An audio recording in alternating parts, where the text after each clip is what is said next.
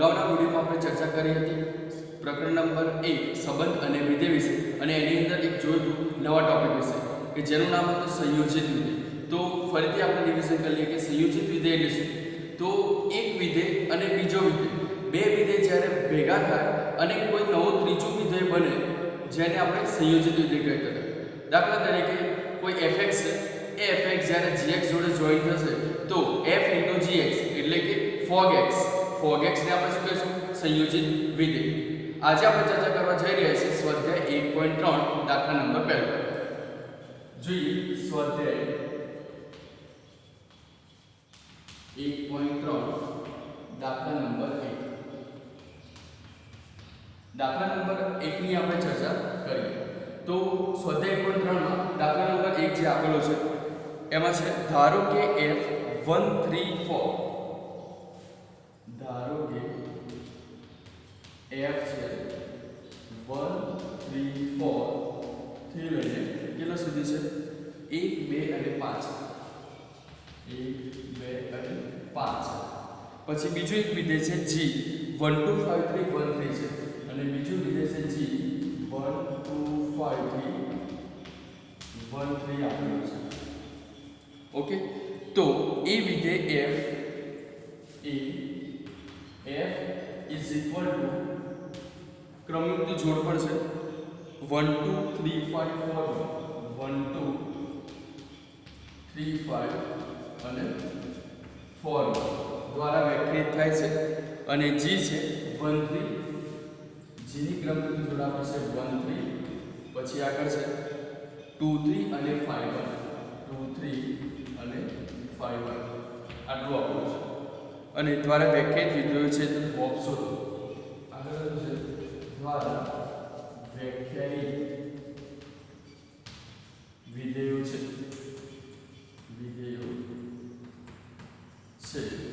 તો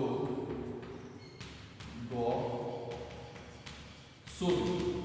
હવે જો પ્રશ્ન ફરીથી સમજી લઈએ કે શું આપેલું છે કે f ની જગ્યાએ એટલે કે f જે વિધેય છે એ વિધેયની અંદર 1 3 4 આપ્યું છે તે લઈને 1 2 5 સુધી. પછી g વિધેય છે 1 2 5 થી લઈને 1 3 સુધી આપ્યું છે. તો f 1 2 3 5 અને 4 1 છે, અને g છે 1 3 2 3 અને 5 1 આપેલા છે. ક્લિયર? ક્રમયુક્ત જોડ આપ્યું છે એના દ્વારા જો વ્યાખ્યાયિત થાય તો ગોપ શોધો. બરાબર? તો ગોપ શોધવા માટે સૌથી પહેલા તો આપણે શું કરીશું? તો ગોપ x શોધવા માટે હવે જો અહીંથી એક વસ્તુ સમજી લઈએ કે આ સપોઝ a છે, આ b છે, આ a છે, આ b છે, પછી આ b આવ્યું અને આ શું આવશે? c. ઓકે, તો સૌથી પહેલા તો 1 3 4 a થી c નો જવાબ આપણે ચેક કરવો પડશે. a થી c નો જવાબ મળશે. ઓકે, તો ગોપ 1 ગોપ 3 ગોપ 4 ચેક કરવું પડશે. ઓકે, તો એ પ્રમાણે જઈએ તો સૌથી પહેલા તો ગોપ આપણે એવું લખીએ કે f1 f2 f3 f4 f1 check કરીએ, f3 ચેક કરીએ અને f4 ચેક કરીએ.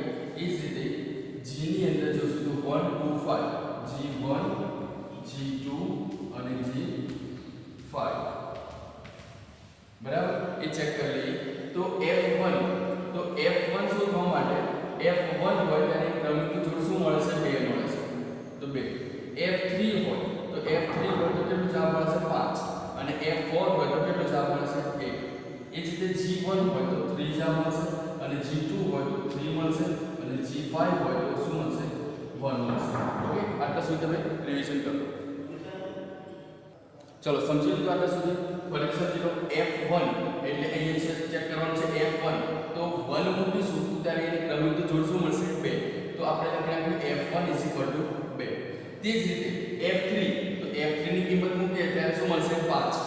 f4 હોય ત્યારે એની ક્રમયુક્ત જોડ કેટલી મળશે? 1. એ જ રીતે g1, તો g1 ની ક્રમયુક્ત જોડ કેટલી મળશે? 3. g2, તો g2 ની ક્રમયુક્ત જોડ કેટલી મળશે? 3.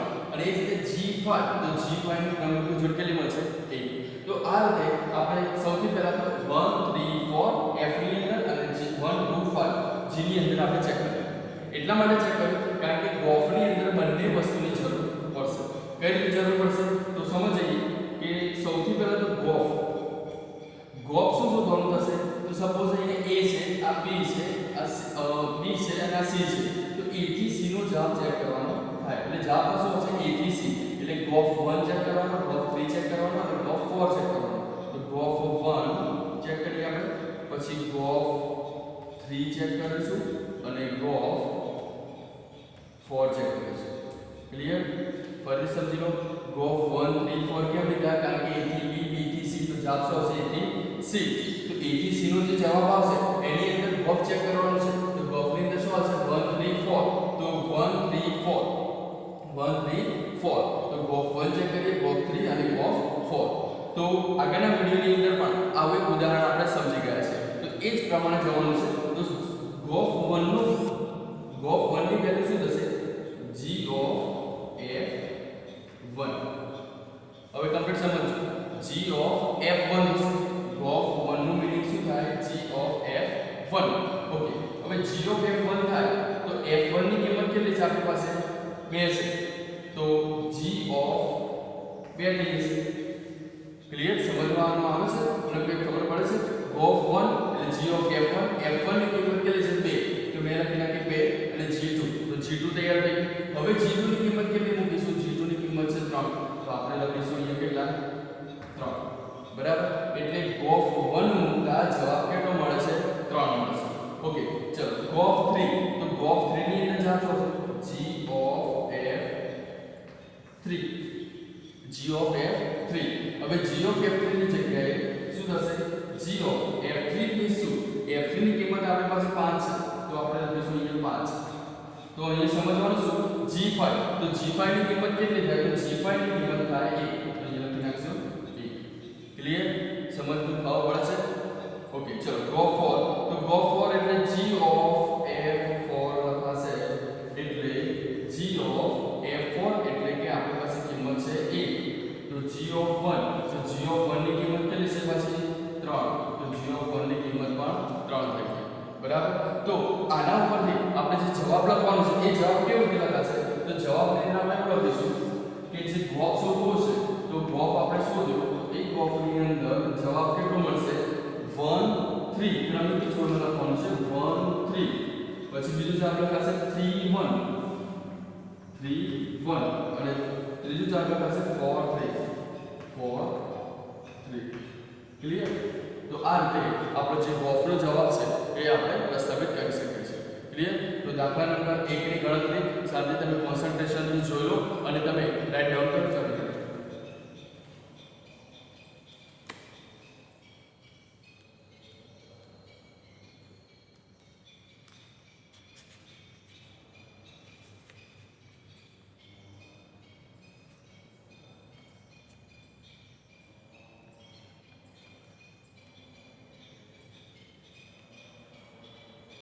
હવે આગળ જોઈએ સ્વાધ્યાય 1.3 દાખલા નંબર 2 સ્વાધ્યાય 1.3 માં દાખલા નંબર 2 છે ધારો કે વિધેયો f g અને h એ r થી r આપેલા છે ધારો કે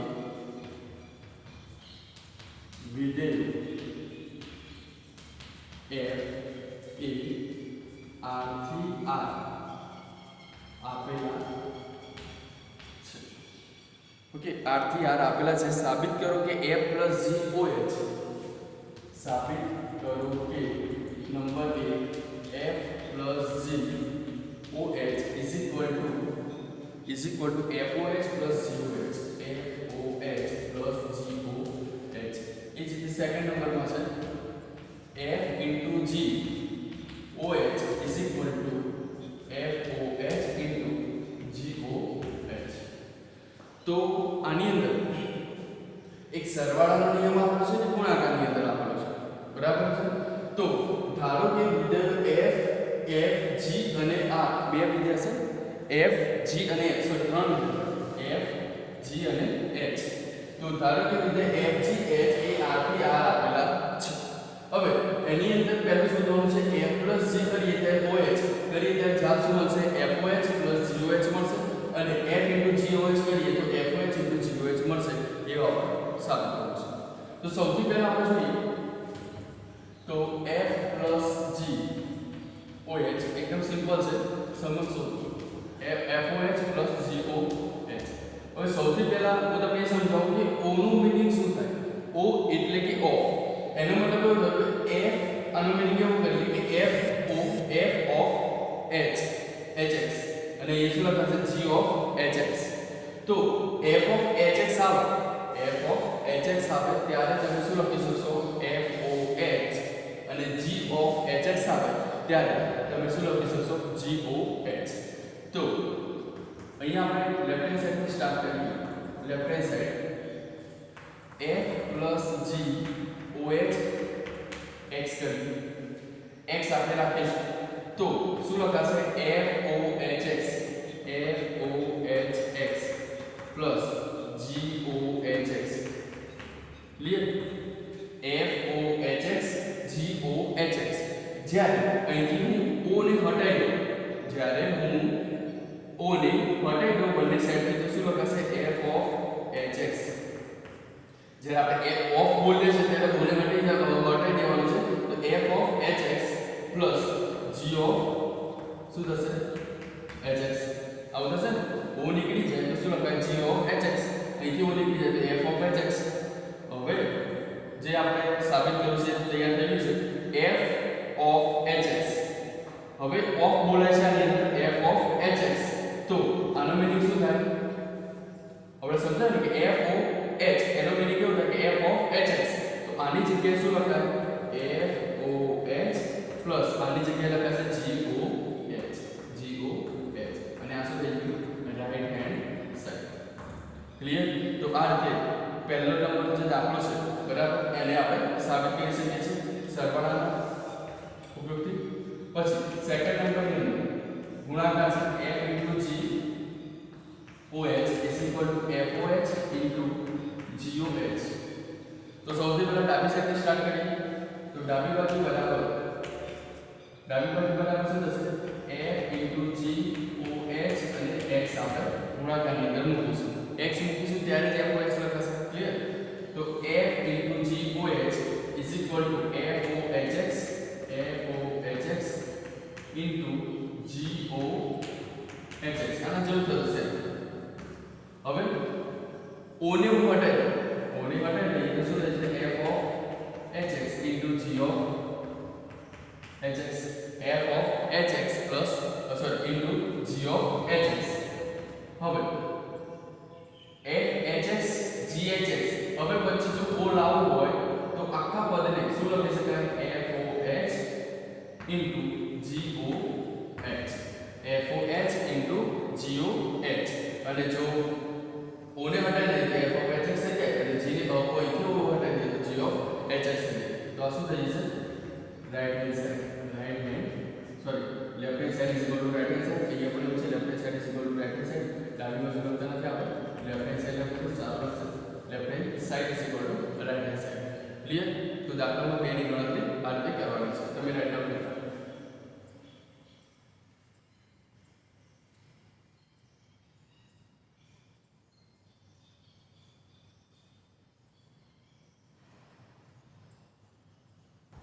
નેક્સ્ટ સ્ટાર્ટ કરીએ દાખલા નંબર 3. દાખલા નંબર 3 ની અંદર ટોટલ 2 દાખલા છે. બંને આપણે ક્લિયર કરી નાખીએ. ગોફ અને ફોર્ક બંને વસ્તુ શોધવાની છે. ગોફ અને ફોર્ક શોધો. લખી આપો છે ગોફ અને ફોર્ક શોધો. ગોફ અને ફોર્ક શોધવાનું છે. પહેલા નંબરમાં છે fx = x. પહેલો નંબર છે fx = x અને બીજું છે gx બરાબર માનાંકની અંદર gx = 5x - 2 બરાબર. અને એની અંદર પણ માનાંક જ આપેલો છે બરાબર. હવે સૌથી પહેલા તો ગોફ ઉપર નજર કરીએ તો ગોફ શોધવું એનો મતલબ શું થાય g of fx શોધવું અને ફોર્ક શોધવું તો f of gx શોધવું. તો આપણે એક નંબર આપી દઈએ. સૌથી પહેલા શોધે છે ગોફ x અને બીજા નંબરમાં શોધીશું ફોર્ક x બરાબર. તો ગોફ x નું મીનિંગ શું થાય g of fx. ઓકે તો g fx એટલે કે કિંમત માનાંકમાં x. હવે જો fx નું મીનિંગ થયું માનાંકની અંદર x. હવે તૈયાર શું થયું gx. આને શું બોલાય gx. તો gx બોલાશે ત્યારે અહીંયા gx ની કિંમત કેટલી છે 5x - 2 છે. તો એ પણ માનાંકની અંદર છે તો આપણે એવું લખીશું કે gx બરાબર માનાંકની અંદર 5 અને x જ્યાં આવે ત્યાં કઈ કિંમત મૂકવાની માનાંકમાં x એટલે માનાંકમાં x - 2 ક્લિયર અને માનાંક અહીંયા પૂરો થઈ જશે એટલે gOf x ની કિંમત કેટલી મળશે માનાંકમાં 5 માનાંકમાં x - 2 ક્લિયર હવે પડશે ઓકે એ જ રીતે gOf x શોધે તો gOf x sorry fog x તો fog x નું મિનિંગ થાય f of gx થયું બરાબર છે હવે gx બરાબર શું તો gx બરાબર કિંમત છે માનાંકમાં 5x - 2 અને માનાંક પૂરું બરાબર છે હવે શું તૈયાર થઈ ગયું fx તૈયાર થયું તો fx તૈયાર થયું તો x ની જગ્યાએ કેટલી કિંમત મૂકવાની આટલી કિંમત મૂકવાની તો fx બરાબર શું આવશે માનાંકમાં x બરાબર શું આવશે માનાંકની અંદર 5x - 2 બરાબર આ માનાંક લખ્યો પછી x ની કિંમત કેટલી મૂકી 5x - 2 મૂકી અને બંનેનો માનાંક જ્યારે નીકળી જશે બે માનાંકની અંદર લઈએ તો બંનેના માનાંક નીકળી જાય તો શું લખાય 5x - 2 ક્લિયર તો આ રીતે આપણે ગણતરી કરીએ છીએ એ જ રીતે બીજા નંબરને ચેક કરીએ બીજા નંબરમાં આપણો છે બીજા નંબરનો પ્રશ્ન છે fx બરાબર 8x ની 3 ઘાત fx 8x ની 3 ઘાત અને gx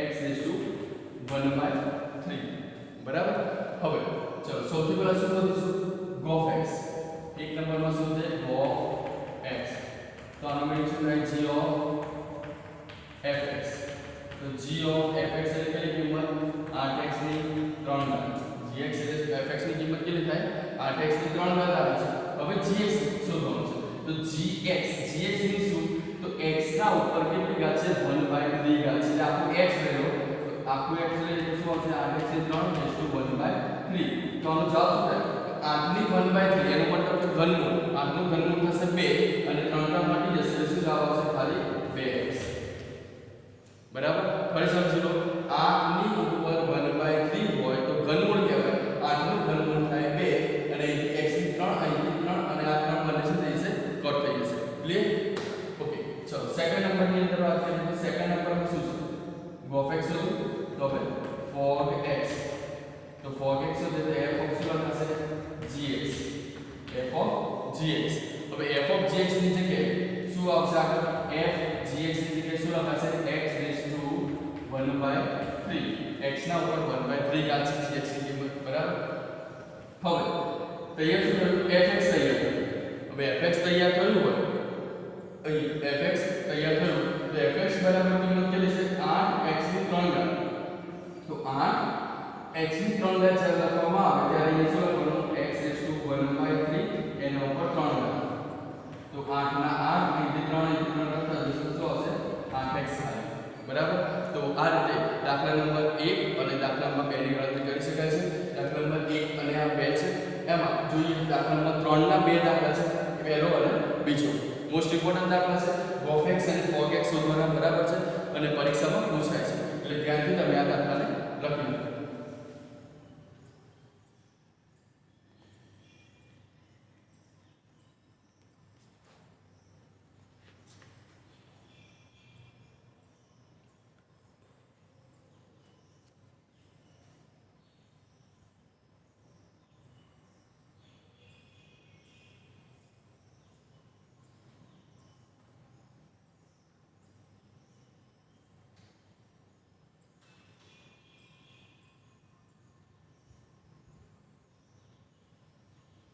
चलो ख्याल आई गया कि दाखलो केवी रीते गणाशे तो फरी समझी लो gOf x g of fx fx ની કિંમત મૂકી દીધી માનાંકમાં x નો મતલબ શું થઈ ગયો આગળ તો g of x થઈ ગયો g of x ની જગ્યાએ મૂકવાની છે કે કિંમત 5x - 2 છે x હોય તે માનાંકમાં x આખો મૂકી દેવાનો એટલે શું તૈયાર થઈ જશે gOf x okay fog x માટે શું થશે f of gx તો f માનાંકમાં 5x - 2 આપેલો છે gx ની કિંમત 5x - 2 હવે સમજવાનું છે કે 5x - 2 આપ્યું છે તો આખો શું બન્યું x તો fx ની કિંમત કેટલી છે માનાંકમાં x જ છે તો માનાંકની અંદર માનાંકમાં x છે તો ખાલી આ બે માનાંક નહીં આવે ખાલી એક જ માનાંક આવશે ને માનાંકમાં x નો મતલબ શું થાય x means 5x - 2 થાય તો આ માનાંકમાં અહીંયા ઓકે તો માનકની અંદર 5x - 2 ક્લિયર। એ જ રીતે ચલો સેકન્ડ નંબર fx બરાબર 8x ની 3 ઘાત, તો gx શોધવું હોય તો g of fx ની કિંમત કેટલી મૂકી દીધી 8x ની 3 ઘાત, 8x ની 3 raised to 1/3 2x, 8 ની 1/3 3 3 કટ એટલે 2x ક્લિયર। એ જ રીતે fogx તો f of gx ની કિંમત કેટલી મૂકી x raised to 1/3 મૂકી અને 3 ઘાત શેની થઈ તો fx ની કિંમત કેટલી હતી 8x ની 3 તો 8 ના 8 x ની જગ્યાએ x raised to 1/3 ઉપર 3 3 કટ એટલે 8x ક્લિયર। તો આ રીતે દાખલાની ગણતરી કરવાની છે, એક્ઝામ માટે ઇમ્પોર્ટન્ટ છે તો ધ્યાન રાખજો ઓકે। હવે નેક્સ્ટ દાખલા લઈએ, દાખલા નંબર 4। એના પછીનો જે નેક્સ્ટ દાખલો છે દાખલા નંબર 4, એ દાખલા નંબર 4 પ્રતિવિધેય ઉપર ડિપેન્ડન્ટ છે। તો પ્રતિવિધેય એટલે શું? તો પ્રતિવિધેય એટલે કે જેની અંદર કોઈ પણ ફંક્શન 1 1 હોય એટલે કે 1 1 હોય અને વ્યાપ્ત હોય ત્યારે એ વિધેય શું કહેવાય પ્રતિવિધેય કહેવાય છે। તો એની થિયરી આપણે નેક્સ્ટ વિડિયોમાં સમજીશું અને એના જે પણ એક્ઝામ્પલ છે, એના જે પણ ઉદાહરણ છે એ ઉદાહરણ આપણે ક્લિયર કરીશું ઓકે। તો નેક્સ્ટ વિડિયોમાં આપણે ચર્ચા